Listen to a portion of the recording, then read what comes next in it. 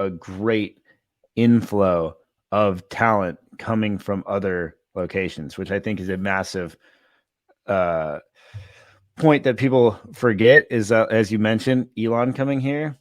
And we like to talk about the immigration issues that the U.S. is facing.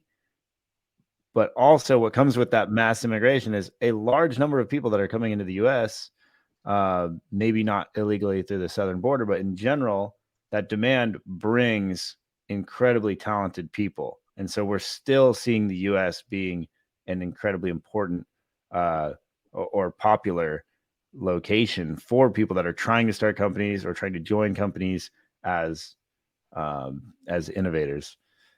So yeah, exactly. That population growth is incredibly important.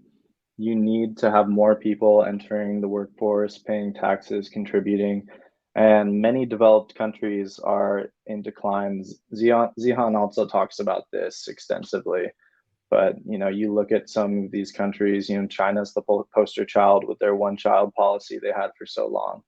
But the U.S., although I think we need to open up immigration much more for highly skilled individuals and completely have secure borders where we only let people in that we choose to let in, and we can let people in for asylum, we can let people in for more standard jobs, but it needs to be controlled. But getting the best people in the world, that's something the US has always won at. I think we've had some turmoil in the last 10 years with the political climate, but I just don't see that changing in the long run, just because of the foundation that the US has. There's too much stability there, there's too much innovation to attract talent.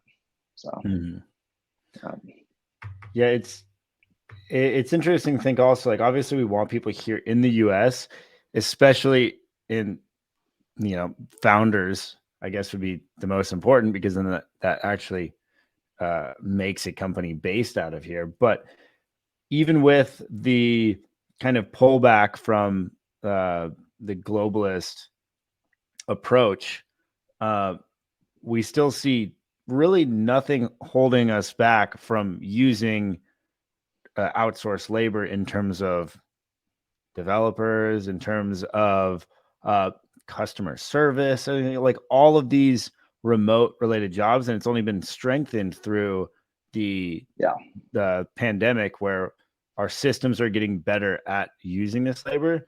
So we're strengthening manufacturing and other, like, geographically dependent industries and processes. But we've also been strengthening, on the complete flip side, our processes of working with outsourced labor in the areas that we don't need to pull back on. So that's been increasingly valuable. And then also, in terms of, we already spoke about Mexico, it's obviously valuable to have people in the time zone, and geographically closer is ideal when possible. And I'm seeing a large increase in technology related jobs in Mexico, whereas our office is in India. I just spoke with a founder of an agency in Mexico, based in Los Angeles, has their essentially entire technical team in Mexico City, and they have a team of 20, mostly developers, developing apps, really high level websites. And I was speaking with him, and he was saying a lot of people are moving down to Mexico for those technical jobs, and the skill there is increasing exponentially. Where we already saw that in India and other places, Nigeria, Mexico is taking off with that right now. And so I think the more we can bring that closer to our shores, but still leveraging outsourced, lower cost labor, it's just going to be more and more valuable. So I've been exploring that option as well, of bringing some of that those needs to Mexico. And then I think there's a big importance of the cultural similarities and being able to efficiently work together. Whereas I see in India, very skilled labor, they do fantastic work, but you see inefficiencies in communications, just general business practices. That's the Yeah. hardest part of with some of these markets, working with some of these markets, specifically in this case, India, where you don't find inefficiencies in like the technical ability. You find it in the communication and the going back and Hmm. forth. Hmm. And so I've been trying to figure out creating the systems around that. And I think that's like our competitive advantage in our field is being able to bridge that gap. Because it's one thing to pay someone, 20% of what you'd pay someone in the US or 10%, whatever it may be. But if it's 5 to 10 times more difficult to work with that person, then you're actually at 0% increased Yeah. efficiency.